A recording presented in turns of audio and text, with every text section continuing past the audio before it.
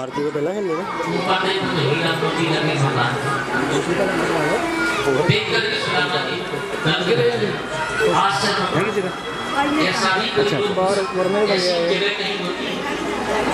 भैया जी ये कौन नगरी, जो भी पूछता जो भी सुनता कहता ये इसका नाम है द्वारिकापुरी। अच्छा, एक किसकी नगरी है? श्री श्री खंजराट श्री महाराजा अधिराज कृष्ण जी महाराज की नगरी। अब सोचने लगा इतना बड़ा राजा मैं इतना क्या भिखमंगा, कैसे मिलूंगा, क्या सोचूंगा, क्या कहूंगा। मन में कई प्रकार के उद्गार सुदामा जी के चल रहे। धीरे धीरे पूछते पूछते रुक्मिणी के महल के आगे पहुंचे तो महल के बाहर दरबान खड़े। दरबान का नाम जय और विजय। जय विजय ने देखा तो नीचे से ऊपर तक तो देखते गए ये कौन आ गया? भाई महान वहां शीश पगा न झगा तन पे, प्रभु जाने को आई बसो कहगा। धोती फटी सिलटी दुपटी और पान की निशान। द्वार खड़ो तुझ दुर्बल एक, रहो चकिसो वसुधा अभिरामा। पूछत दीन दयाल को नाम, बतावत आपनो धाम सुदाम। पूछत दीन दयाल को धाम, बतावत आपनो नाम सुदाम। भगवान श्री कृष्ण अपने ऊंचे दिव्य सिंहासन पर आरूढ़ थे। पटरानी सेवा में थी। जैसे सुना के नाम सुदामा। सुदामा मेरा मित्र, और जिस हालत में थे भगवान उसी हालत में दौड़ पड़े। सुखदेव जी कहते राजन परीक्षित पीताम्बर को संभालने की फुर्सत नहीं है, पादुका चरणों में पहनने का समय नहीं है। और भगवान जब अपने दरवाजे अपने महल से जब बाहर निकलते हैं तो 7 जोड़ियां पार करते हैं। उद्धव जी देख रहे हैं, महामंत्री देख रहे हैं, प्रद्युम्न उनके पुत्र देख रहे हैं, और सारे ये सोच रहे आश्चर्य में पड़ गए कि आज ऐसा कौन सा मेहमान आया है कि जिसके लिए द्वारकाधीश इस हालत में जाए, जिनका पीताम्बर शरीर से अलग नहीं होता। प्रिय है बहुत पीताम्बर, लेकिन पीताम्बर खिसक गया, गिर गया नीचे, होश नहीं है। कभी भी बाहर जाते हैं न सर पे है पगड़ी न तन पे है जामा। न सर पे है पगड़ी न तन पे है जामा।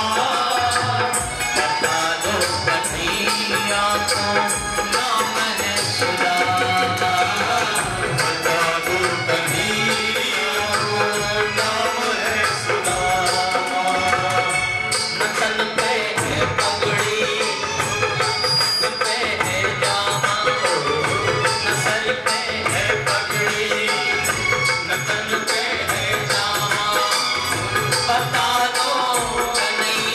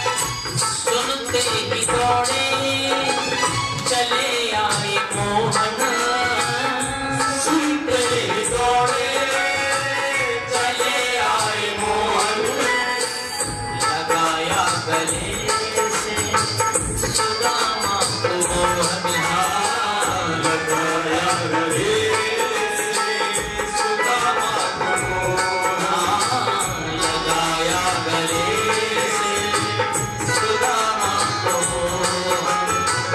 हुआ रुक्मणी को बड़ा ही अचंभा, हुआ रुक्मणी को बड़ा ही अचंभा, ये मेहमान कैसा अजीब आया है, ये मेहमान कैसा अजीब आ गया ये मेहमान कैसा अजीब आ गया है। ये मेहमान कैसा अजीब आ गया है।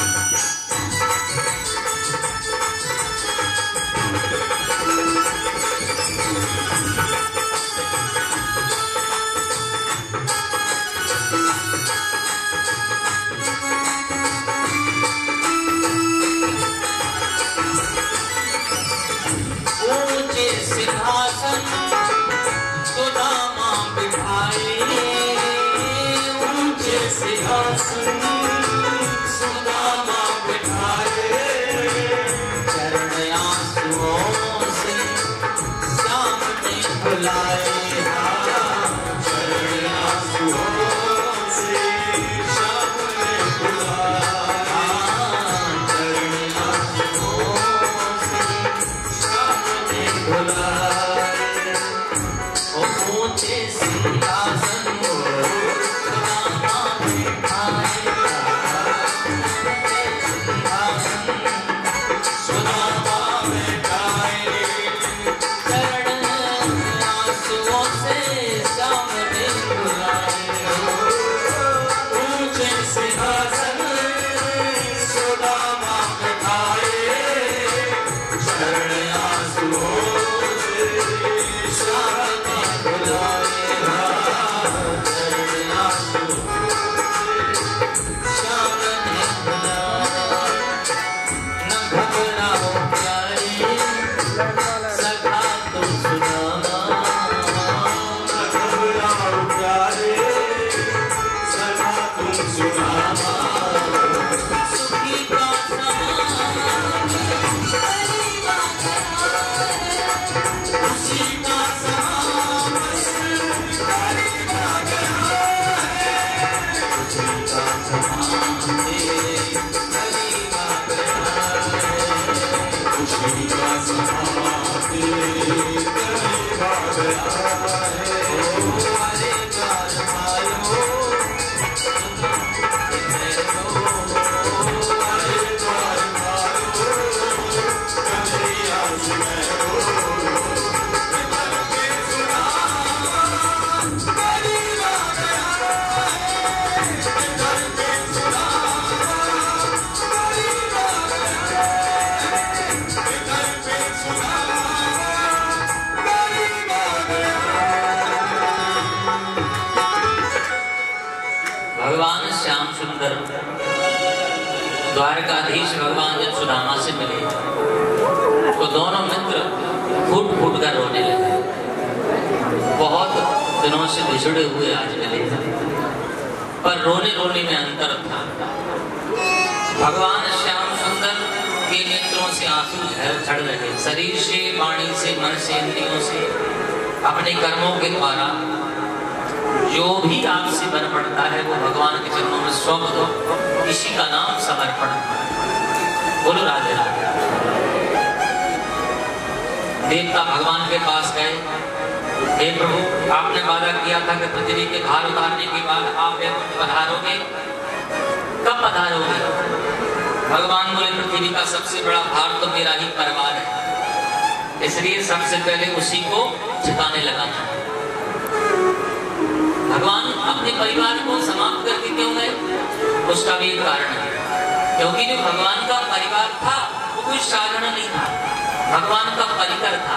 देवता लोग मनुष्य का रूप धारण करके आए थे, तो मनुष्य भगवान के जाने पर वो देवता थोड़ी पृथ्वी पर रह सकते हैं, इसलिए एक प्रकार उनको साथ ले जाना था। और जिन जिन को छोड़ गए उनका नाम भी दिया है, दो चार छोड़ भी गए, डर भी गए। भगवान ने क्या किया, जब युद्ध होने लगा तो भगवान एक कीड़े पे चढ़ गए, बलराम जी भी चढ़ गए। जब बलराम जी को ही मारने दौड़े शराब के कारण, सो बलराम जी समझ गए भगवान ने ऐसा किया, छुट्टी तुम्हारी पहुंच हो गई। तब बलराम जी पृथ्वी को प्रणाम करके, द्वारकाधीश को प्रणाम करके सीधा जल में प्रवेश कर गए। बोलो बलभद्र महाराज की। अब प्रभास क्षेत्र में भगवान खड़े हो लेटे हैं अर्धांग शयन अवस्था में, और जैसे ही लेटे हैं तो भगवान का तलवा चमक रहा है। बहेली ने बाण मार दिया, सोचा कोई ना कोई हिरण की आंख होगी, और पास जाके देखा तो भगवान का चरण था। भगवान के चरण में से रक्त निकला, पहचान के क्षमा मांगने लगा। भगवान ने कहा क्षमा काहे की मांग रहे हैं, ये तो बदला। पृथ्वी कर्म भूमि है, और कर्म भूमि ऐसी होती है कि जो जैसा करता है उसको वैसा भरना पड़ता है। कर्मन्ते बाधिकारस्ते मां फलेषु कदाचन। मैंने पूर्व काल में त्रेता युग में राम के रूप में मैंने तुम्हें बाण मारा था छुपकी, तुम वही काली हो, आज महेली बने हो तो क्या होगा, आज तुम्हारा बदला। दारुण नाम का सारथी आ गया जिसने जीवन भर रथ चलाया गोविंद का। गोविंद ये किसने किया, मैं उसे छोड़ूंगा नहीं। भगवान ने कहा ये बदले का समय नहीं है, इस समझदारी का समय यही है कि मेरे जाते ही द्वारका समुद्र में विलीन हो जाएगी, इसलिए मेरे पहले तुम जाओ और मेरी जितनी पत्नियां हैं उन्हें राधा रानी के चरणों में छोड़ा। मेरे जितने भी बचे ब्रजवासी हैं, द्वारकावासी, उनको ले जाओ। अर्जुन भी आया, अर्जुन से कहा तुम पत्नियां ले जाओ। दारुण नाम के साथी से कहा तुम मेरे बच्चे कुछ ब्रजवासी मेरे परिवार के सदस्यों को ले जाओ। एक क्षण नहीं लगा, एक क्षण में हरा दिया अर्जुन को। अर्जुन खाली हाथ खड़े, गांडी छीन लिया, और पत्नियों को लेकर के भगवान अदृश्य हो गए। भगवान अपनी पत्नियां साथ लेकर जाएंगे। अब दो चार जो बचे थे यदुवंशी, उनको राधा रानी के चरणों में उद्धव जी ने और दारुक नाम के साथ लिए छोड़ दिया। बोलो राधे राधे। देवता लोग बोले टकटकी लगाकर जल्दी देखो भगवान कहाँ जा रहे हैं, क्योंकि भगवान ने जन्म लिया तब भी किसी ने नहीं देख पाया ना समझ पाया, तो अब जा रहे हैं तब भी देखो समझ पाते नहीं। सब टकटकी लगा के देखते रह गए, और भगवान एक पल में अंतर्ध्यान हो गए। एक दिव्य ज्योति प्रकट हुई भगवान के श्री विग्रह से, और वो दिव्य ज्योति भागवत महापुराण में जाकर समा गई। श्रीमद् भागवतम शास्त्रम कलौ प्रेरण भाषतम। कलयुग में जब भगवान श्री कृष्ण का दर्शन करना है, मुरली मनोहर का दर्शन करना है, तो आप जल्दी भागवत कथा हो वहां जाना, भागवत जी की आरती करना, भागवत जी का दर्शन करना और भगवान श्री कृष्ण का दर्शन करना लाशक्ति बराबर। बोलो भागवत भगवान की। 7 दिन पूरे हो चुके थे, सुध और परिषद का शरीर यजमान बनेंगे, तभी आपका और हमारा जीवन सार्थक होगा। आज 7 दिन हो चुके हैं, और 7 दिनों में हमने खूब भगवान के वचनामृत का श्रवण कराया। जो भी हमसे बन पड़ा, हमारे गुरुदेव ने इतना हमको सिखाया, जो भी समझाया, जो हमारी सामर्थ्य का थी वो हमने आपको बताया। इन शब्दों के बीच में किसी को भी मेरी वाणी से, मेरे व्यवहार से और मेरी किसी भी क्रिया से, कर्म से किसी को भी कोई कष्ट पहुंचा हो, हृदय में कोई भी वेदना पहुंची हो तो नहीं, इस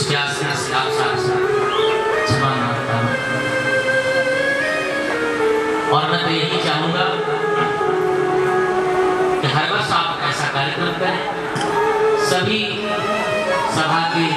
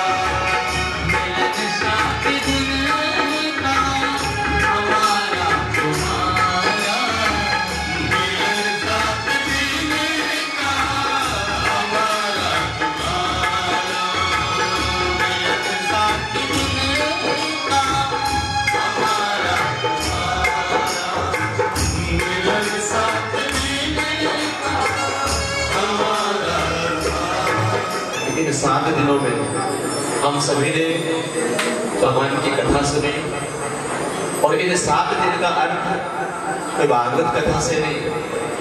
थोड़ी आवाज करना।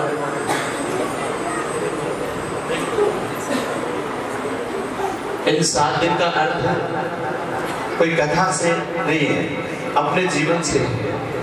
अपना जीवन भी 7 दिनों का है, रविवार से लेकर शनिवार तक।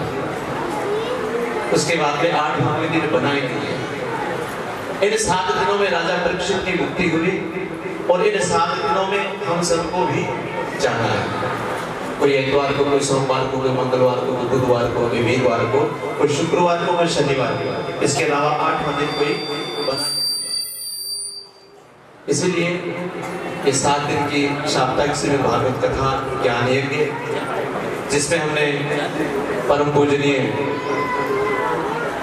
व्यास जी महाराज ने श्रीमद् भागवत कथा का श्रवण पाठ कराया, हमारे कानों को शुद्ध किया और कानों को शुद्ध करने के पश्चात हमारे कर्ण के द्वारा भगवान के नामों का, भगवान के चरित्र का और मनुष्य के जीवन का उद्देश्य बताया, उनका ज्ञान दिया कि वे क्या करना चाहिए, कैसे जीवन जीना चाहिए, सृष्टि कैसे बनी और अंत में सृष्टि का विनाश कैसे हो। ये 7 दिनों में होने वाला है। हम सब एक ट्रेन के मुसाफिर हैं 7 दिनों की, जिसकी जहां तक की टिकट बनी वहीं उधर जाना है, फिर नया मुसाफिर आना है। ट्रेन चलती जाएगी, 7 दिन तो चलते जाएंगे, लेकिन ट्रेन के मुसाफिर उतरते जाएंगे और चढ़ते जाएंगे। हमारे जीवन में लाखों लोग आएंगे और लाखों लोग चले जाएंगे। ये है 7 दिनों का महात्मा। तो मैं परम पूजनीय वेदव्यास जी की पीठ पर विराजमान श्री रामनिवास जी पाराशर जी, जो कि मध्य प्रदेश से करेला गांव से शिवपुरी जिला और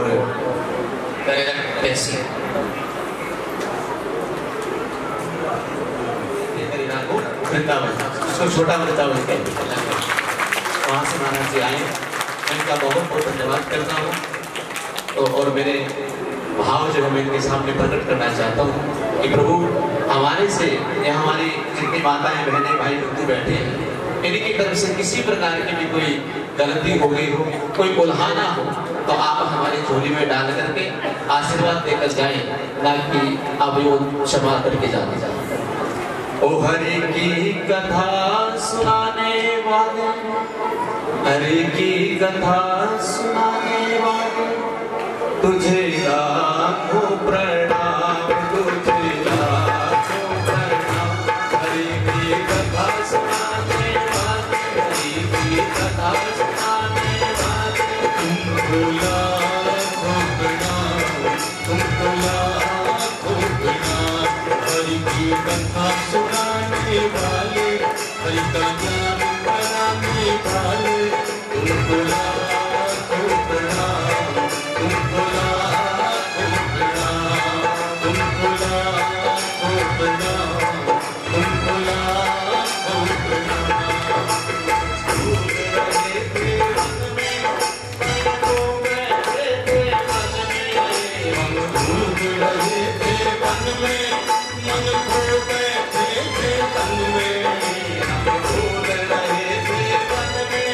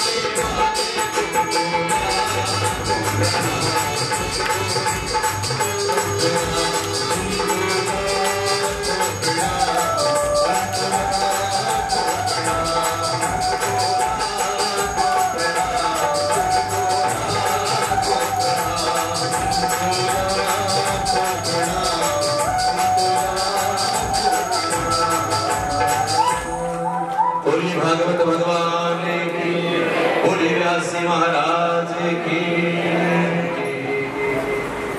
प्रधान श्री अजिंद्र पाल जी जोशी, संजीव कुमार जी जोशी, प्रवीण कुमार जी जोशी, राजेश कुमार जी जोशी, श्री अमृतलाल जी जोशी, अशोक कुमार जी जोशी, जितेंद्र कुमार जी जोशी, सुरेंद्र पाल जी जोशी, श्री सुरेंद्र कुमार जी जोशी और विजय कुमार जी जोशी, श्री देवेंद्र कुमार जी जोशी, बाबा वस्तुराम जी, राजेंद्र कुमार जी जोशी फोटोग्राफर और श्री जितेंद्र कुमार जी जोशी काला सिकिया। इन सभी का मैं बहुत बहुत धन्यवाद करता हूँ। उन्होंने मुझे इतनी इजाज़त दी, क्योंकि कहते हैं कि जिसकी पीठ पक्की होती ना, उसको डर नहीं लगता किसी चीज़। ये मेरे कमेटी के मेंबर तो मंदिर के बने हैं, लेकिन मेरे ये सभी भाई मेरे पिता तुल्य भी हैं, मेरे भाई भी हैं, और इन्होंने मुझे कह रखा है कि पंडित जी हम आपके पीछे हैं, आप जैसा काम आयोजन करो, धर्म का नाम करो, हम आपके साथ हैं। तो मैं इनका सहर्ष से धन्यवाद करता हूँ और ब्राह्मण होने के नाते आशीर्वाद देता हूँ। ये अपने स्थानों पे खुशपूर्वक रहे, इनकी वंश की वृद्धि हो, इनके घर में धन धान्य से संपूर्ण हो, किसी प्रकार की कमी ना रहे, रोग से मुक्त रहे।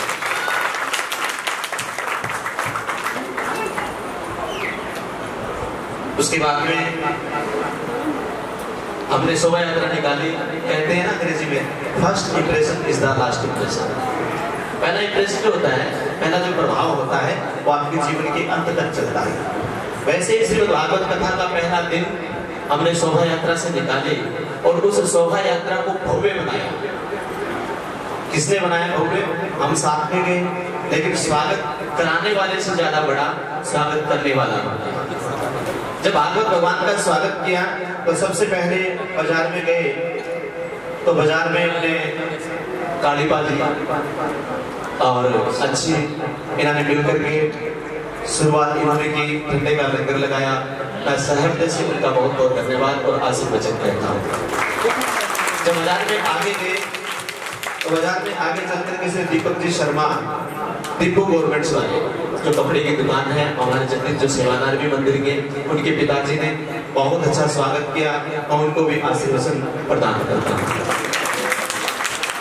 उससे आगे चले गए तो विपिन जी शर्मा माई शॉप वाले, उन्होंने भी, वो मेरे अच्छे मित्र और अच्छे दोस्त भी हैं, उन्होंने भी बहुत स्वागत किया।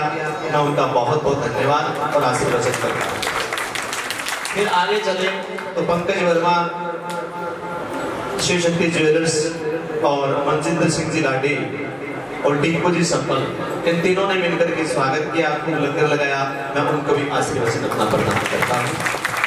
फिर हम अड्डे चौक पर गए तो वहां पर यशपाल जी आहूजा, जतिन आहूजा, विक्की सबरवाल, पप्पू जी सबरवाल, इन्होंने मिलकर के बहुत बड़ा लंगर लगाया और हमारे लिए नहीं, पूरे गांव के लिए वो लंगर लगाया। उनका बहुत बहुत आशीर्वचन और उनको धन्यवाद करता हूँ। फिर थोड़ा सा आगे चले तो तारी जी, अवतार सिंह जी तारी, उन्होंने भी ठंडे का लंगर लगाया। मैं आशीर्वचन प्रदान करता हूँ कि उनको तंदुरुस्ती का काम दें। आगे चल करके राकेश कुमार जी शर्मा, फौजी साहब जिन्हें हम केसाबा जिनाते जानते हैं, उन्होंने विक्की शर्मा और उनके साथ वाले सभी मित्रों ने मिलकर के एक पूरी गाड़ी जो है सोडे वाली वो बुक करा के रखी थी कि जितना चाहे पिए। तो उन्होंने भी हमें इस गर्मी के मौसम में ठंड का राहत दी और परमात्मा उनको भी ऐसे ही कामयाबी प्रदान की। उससे थोड़ा आगे चले तो आगे चल करके मास्टर बलदेव राज जी जिन्होंने ठंडे का शरबत लगाया, मैं उनका भी बहुत बहुत धन्यवाद करता हूँ और आशीर्वाद करता हूँ। ये सब शोभा यात्रा को बढ़ाने वाले हमारे मित्रगण हैं और आशा करता हूँ कि ऐसे ये धर्म के काम में आगे आते रहेंगे और ऐसे तंदुरुस्त रहें, खूब मस्ती रहे और आनंद पूर्वक रहे, ये मेरा आशीर्वाद है। अब देखो, लंगर लगाने से लंगर कोई लगा देगा तो लंगर खाने वाला भी चाहिए, लंगर खाने वाला भी चाहिए। तो खाने वालों में जिनका सबसे ज्यादा सहयोग था भीड़ का, तन से, मन से और धन से, तो हमारे अशोक कुमार जी ठेकेदार जिन्होंने अपनी पूरी मंडली के साथ, जिनके साथ मिस्त्री काम करते हैं, जो भी प्रवासी भाइयों के साथ काम करते हैं, सभी को लेकर के आए। विनोद कुमार जी ठेकेदार, संजय कुमार जी ठेकेदार, हमारे प्रमोद ठेकेदार, संजीव ठेकेदार और समस्त मिस्त्रीगण प्रवासी भाई बंधु जिन्होंने इन शोभा की यात्रा को बहुत सफल बनाया, उनका बहुत बहुत धन्यवाद। और ये तो किया, साथ गए, लेकिन निमंत्रण देने वाला उससे बड़ा होता है। वैसे तो भागवत कथा के लिए भागवत जी में लिखा है कि निमंत्रण की आवश्यकता नहीं होती, भागवत होना ही भागवत कथा का निमंत्रण है। जहां भागवत हो रही है वो भगवान का निमंत्रण है। मैंने एक स्टेटस देखा था और डाला भी था, वीरेंद्र कृष्ण शास्त्री का। उन्होंने कहा कि जो भागवत करवाते हैं तो भागवत होना ही भागवत भगवान का निमंत्रण है। तो निमंत्रण देने की आवश्यकता नहीं है कि मैं पहले एक साल पहले कह देता हूँ, अगले साल मैं किसी को निमंत्रण नहीं दूंगा, शायद आपको कोई निमंत्रण देने नहीं जाता, आप तैयार होकर बिना बुलाए जाते हो। तो मंदिरों में भी हमें बिना बुलाए ही आना चाहिए। अगले साल हम कोई निमंत्रण नहीं देंगे, भागवत कथा का अनाउंसमेंट होगा, वही आपके लिए निमंत्रण होगा। कोई बुरा मत मानना कि पंडित जी हमें निमंत्रण नहीं दिया। निमंत्रण आज ही दे रहा हूँ, अगले साल जो तारीख तय होगी आपको पता चल जाएगी और आप बिना बुलाए भागवत में आएंगे, उनका मैं सहृदय से स्वागत करता हूँ। लेकिन अब की बात, जिन्होंने निमंत्रण दिया ये भी सेवा की, वो निमंत्रण की सेवा हमारे विजय कुमार जी शर्मा जी, जिनको आप नाम से नहीं जानते होंगे, सोमनाथ जी, सोमा जी कोड़ी वाले, इन्होंने जाकर के घर घर निमंत्रण दिया। की बार गए ही नहीं, शायद कोई 2005 घरों में गए होंगे। तो बहुत सी माताएं, बहने, भाई बंधु मुझे पता है वो नाराज हुए हैं कि अब की बार पंडित जी हमारे घर में नहीं आए। लेकिन पंडित जी कहीं गए ही नहीं, कुछ घरों में गया था क्योंकि बारिश का मौसम था, मौसम खराब था। हम कुछ घरों में गए और हमें गणेश भी मिले थे उस दिन। हम कुछ घरों में गए और निमंत्रण सारे दे करके हमारे सोमनाथ जी दे करके आए।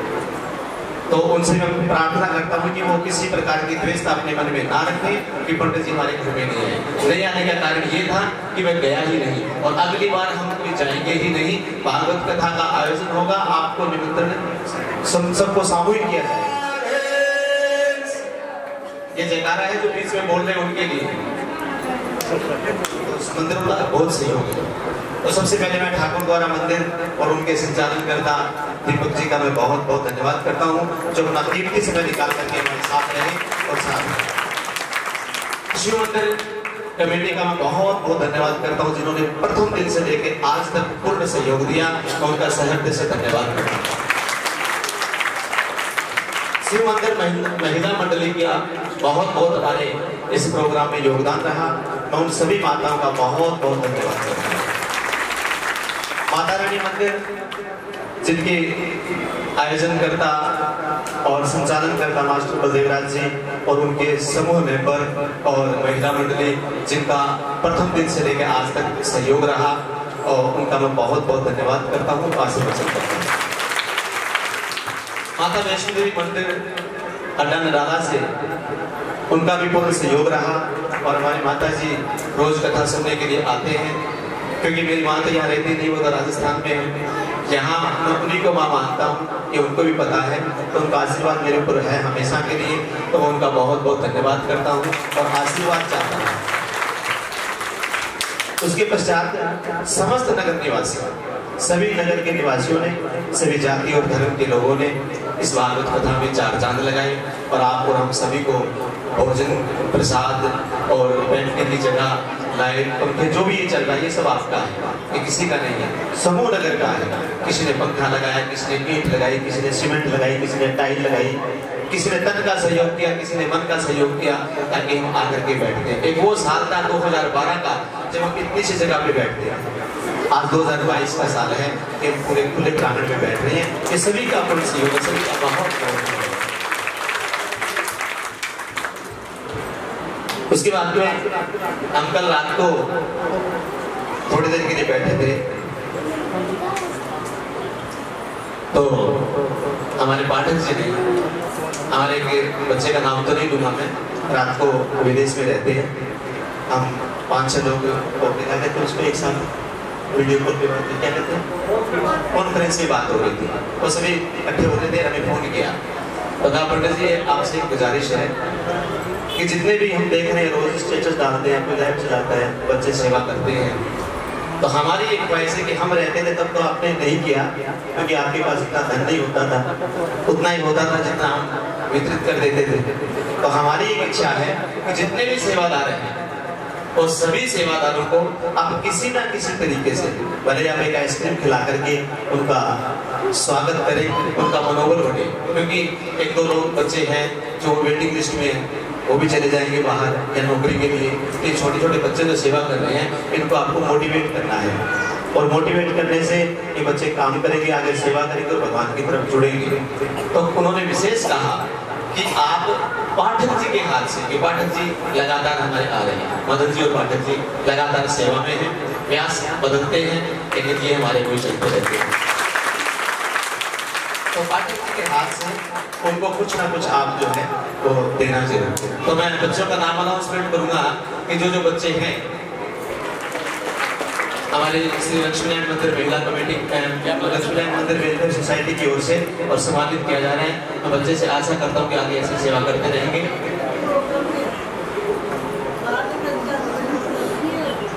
मणि जोशी, मणि जोशी,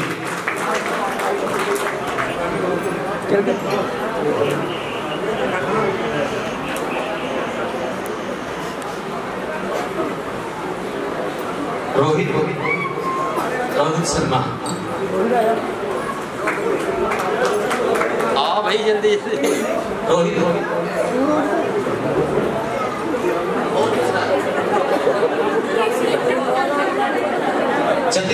जतिन शर्मा, जतिन शर्मा,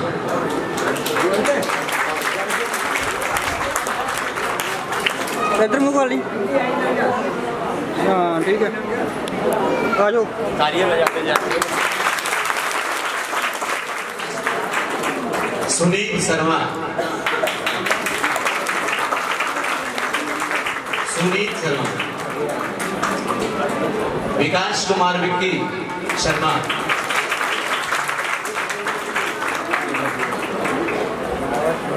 विकास,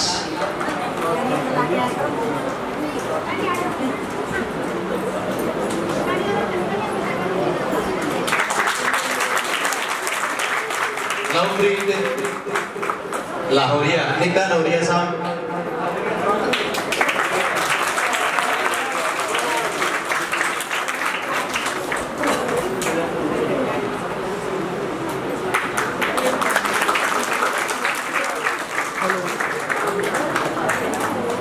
साहिल भाटिया जी,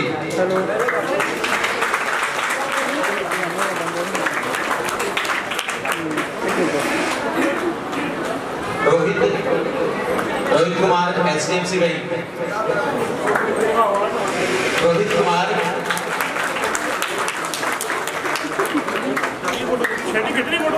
वीडियो डालो, पढ़ना शुरू कर लो।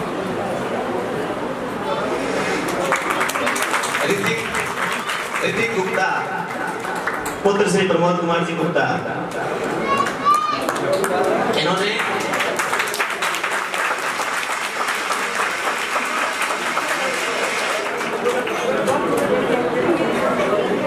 एक काम करते हैं, लेकिन इन्होंने छुट्टी ले रखी है सेवा के लिए।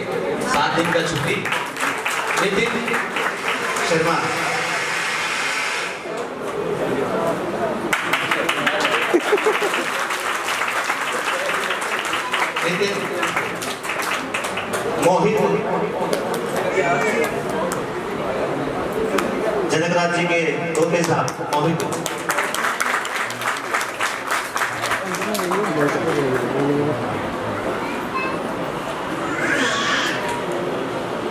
हरदीप जोशी,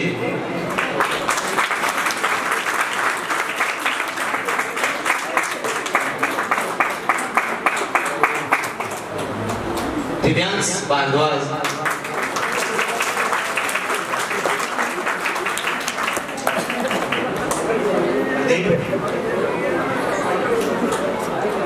और हमारे कैमरा ऑपरेटर साथ में सेवादार सेंटी, तो निश्चित तौर पे वो बच्चा कामयाब होगा और दूसरी तरफ गंदे रास्ते पर नहीं जाएगा।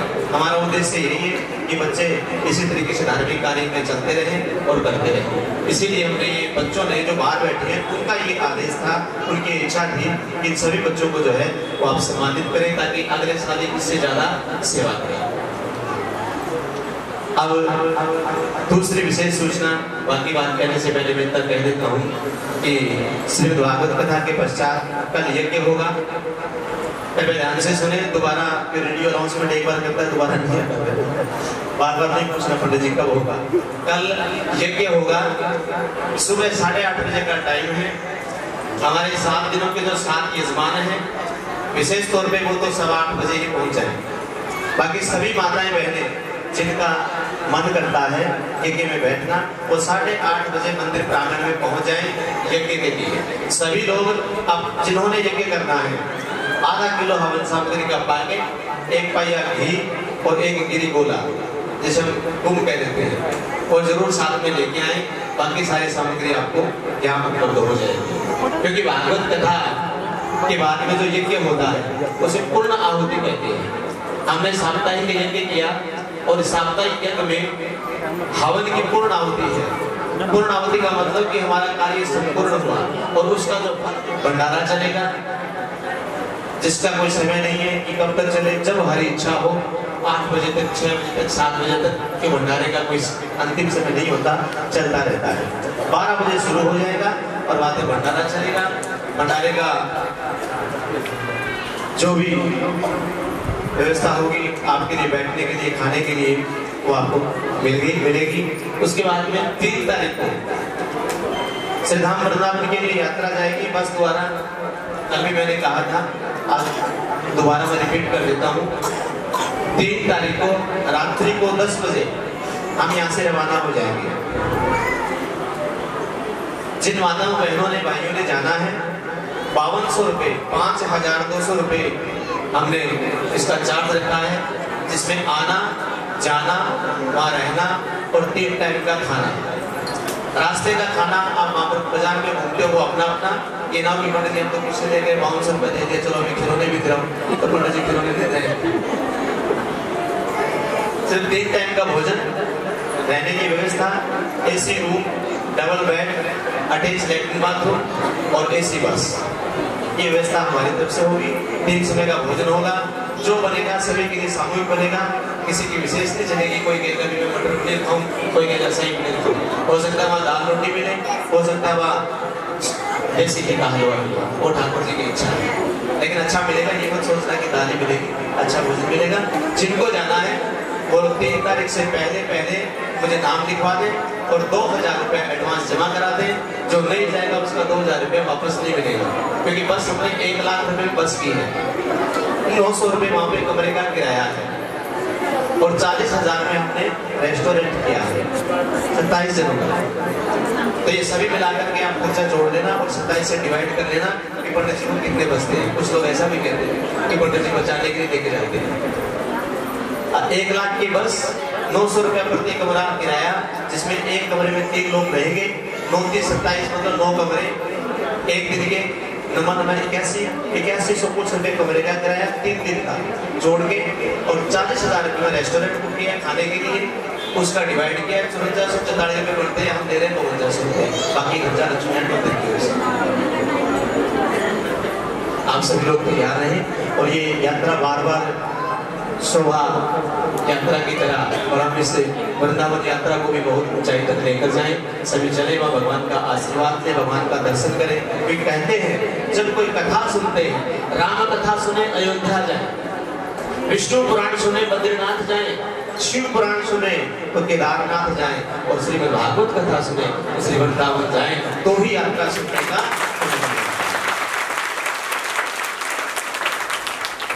हमारा तो यात्रा में कमाने का उद्देश्य नहीं है, मैंने आपको भी बता दें। 1 लाख रुपए की बस, 900 रुपए का कमरा किराया, एक कमरे में 3 लोग की जगह 9 कमरे और 40,000 का रेस्टोरेंट जोड़ देना। अगर उससे ज्यादा बने 5200 तो उससे ज्यादा दे देना। भगवान किया ये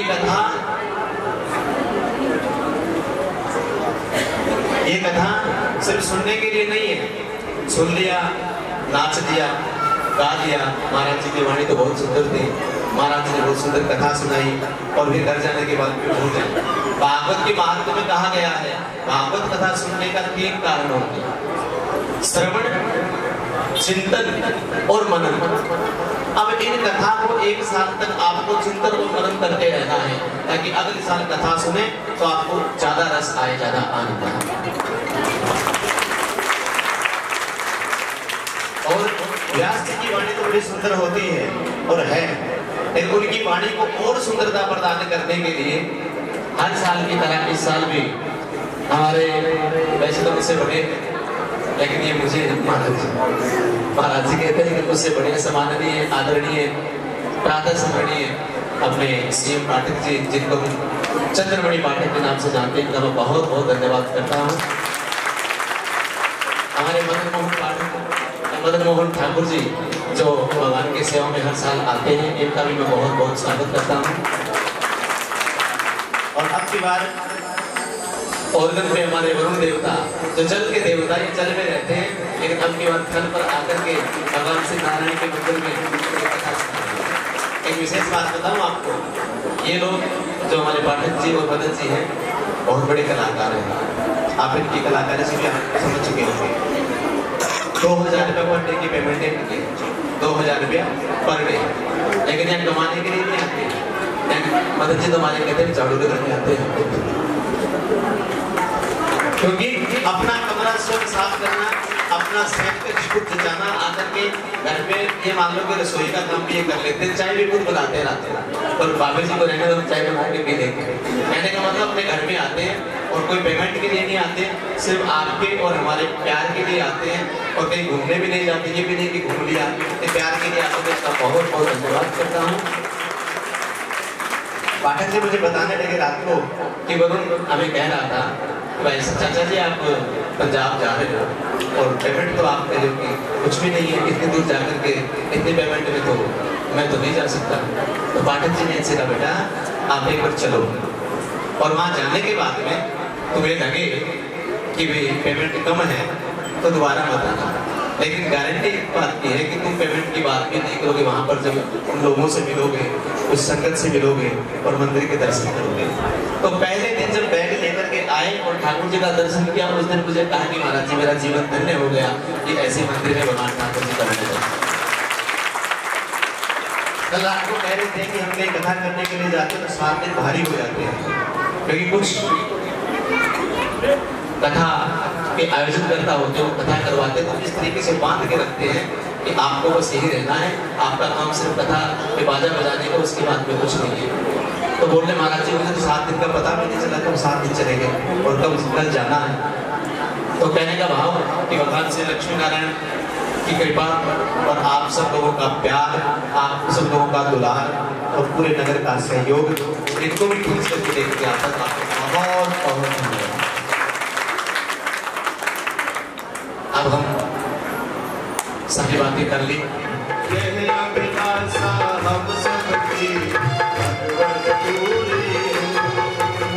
सुखी बसे संसार सब दुखिया रहे न को, यही अभिलाषा हम सबकी भगवान पूरी हो। यही अभिलाषा हम सबकी भगवान पूरी हो। यही अभिलाषा हम सबकी भगवान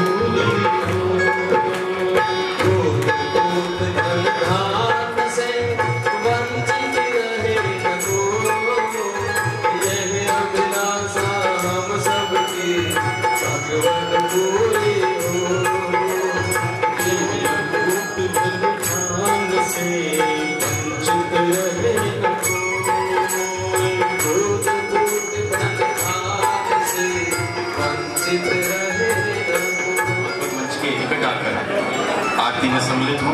सातों दल के यजमान सन्मुख आए और बार की जो सभी यजमान के समान है सभी खड़े हैं। आरती सभी करेंगे, विदाई में शामिल सभी होंगे और होली में भी शामिल सभी होंगे।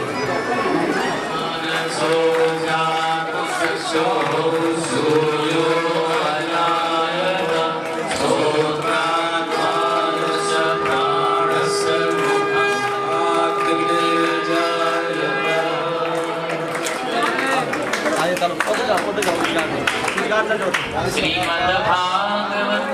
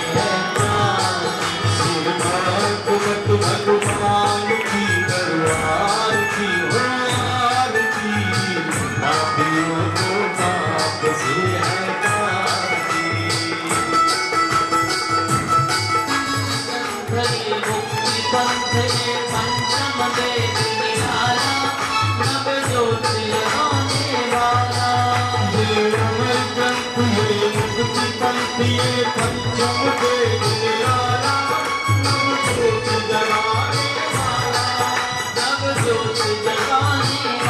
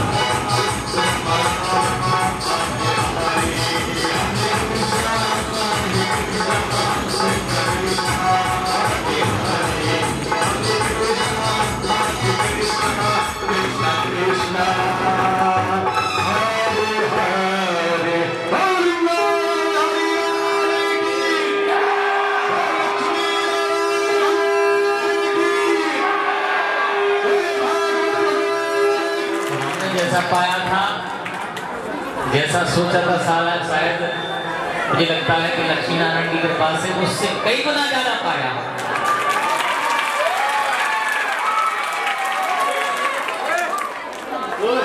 अब मैं यही निवेदन करूंगा आप लोगों से कि वैसे तो विदाई का दिवस है, गद्दी पे विदाई करनी चाहिए,